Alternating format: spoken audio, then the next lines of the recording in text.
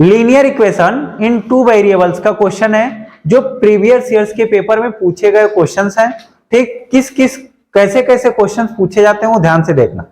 ठीक, linear equation in two variable में से क्या है, द पेयर ऑफ इक्वेशंस, एक इक्वेशन से दिया गया है, ठीक, और दूसरा इक्वेशन ये दिया हुआ है, pair of linear equation in two variable, दो इक्वेशंस दिया है हैज। अब इसमें बताना है कि यूनिक सोल्यूशन होगा, एग्जैक्टली टू सोल्यूशन होगा, या इनफाइनाइट मेनी सोल्यूशन होगा, या नो सोल्यूशन होगा। तो इसके लिए कंडीशंस होते हैं, ये सब चेक करने के लिए क्या होता है, कंडीशन होता है। पहले दोनों इक्वेशंस को नोट करेंगे।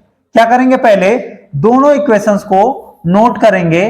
ठीक, सोल्यूशन डालिए, इक्वेशन नोट कीजिए, x plus 2y plus 5 equal to 0। ये इक्वेशन क्या है, 1। इक्वेशन 2 क्या है, माइनस का 3x और माइनस का 6y plus 1 equal to 0, equation 2। ठीक, ध्यान से देखना। अब इसमें क्या हम देखेंगे, a1 b1 c1 a2 b2 c2।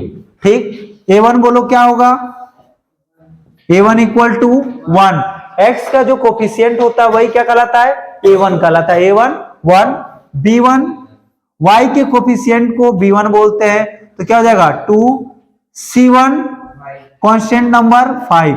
ठीक, एक चीज ध्यान देना कि कभी कभी pair of linear equation in two variable में जैसे 5 को इधर दे देगा, 1 को उधर दे देगा, तो हमारा दोनों कांस्टेंट नंबर को एक ही साइड कर लेना। अगर मन करे तो इक्वल के इस साइड रखो, मन करे तो दोनों को इक्वल के लेफ्ट साइड में ही कर देना, लेकिन दोनों में सेम साइड होना चाहिए, ये ध्यान रख लेना। फिर आगे देखो, ऐसे हम क्या निकालेंगे, a2 equal to -3, b2 equal to -6 और c2 इक्वल टू 1। ठीक हो गया। अब इसके बाद हम a1 अपॉन a2 की वैल्यू निकालेंगे। a1 upon a2 equal to क्या आएगा, 1 अपॉन में माइनस का 3 लगा, इसको बॉक्स में रख लो ऐसे। ठीक, फिर b1 अपॉन b2 की वैल्यूज क्या आएगा, 2 अपॉन में माइनस का 6, 2 1 जा 2, 2 3 जा 6, क्या आएगा 1 अपॉन में माइनस का 3। ये क्या हो गया, b1 अपॉन b2 की वैल्यूज आ गई। c1 अपॉन c2 की वैल्यू निकालो। c1 upon c2 equal to क्या आएगा, 5 अपॉन में 1।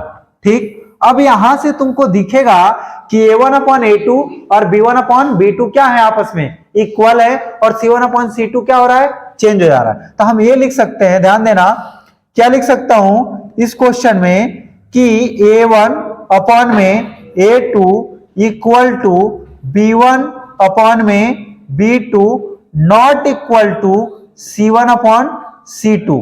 और एक कंडीशंस होता है तो क्या होता है, क्या होता है इसमें से, unique solution, exactly two solution, many solution, या नो सोल्यूशन। देखना ध्यान से, नो सोल्यूशन क्यों होगा, क्योंकि ये जो है पैरेलल लाइन का कंडीशन होता है। ठीक, और यूनिक सोल्यूशन के लिए a1 upon a2 not equal to b1 upon b2 होता है। टू सॉल्यूशंस के लिए ऐसा कोई रूल ही नहीं होता है, दो सॉल्यूशन का। ठीक ना, तो वो तो छोड़ ही दो। इनफाइनाइट मेनी सॉल्यूशंस के लिए क्या होता है, तीनों इक्वल होना चाहिए। ठीक, क्या होना चाहिए, तीनों इक्वल होनी चाहिए। नो सॉल्यूशन, तो क्या बच गया ऑप्शन, नो सॉल्यूशन। क्या हो गया, नो सॉल्यूशन। ठीक, कंडीशंस